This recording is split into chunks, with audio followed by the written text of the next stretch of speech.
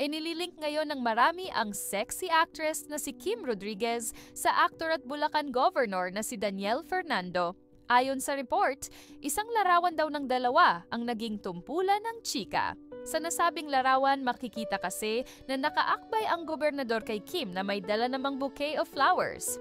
Sa kanilang likod, makikita ang bagong kotse na tila regalo dahil may ribbon pang nakalagay. May nakasulat pang caption sa larawan na nabibigyan pa raw ang aktres ng allowance na may halagang 1 million pesos.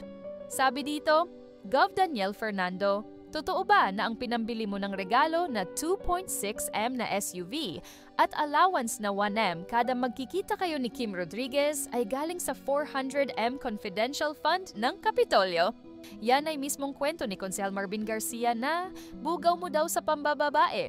Dahil dito ay tila na curious na ang maraming netizens kung may relasyon ba ang dalawa. Di nakapagpigil ang ilang netizens at pinagkaguluhan ng maraming bashers.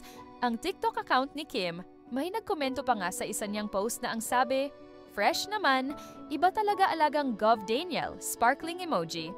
Agad namang pinatulan ito ni Kim, say niya dito, "Taharay ng username mo at always be kind to others."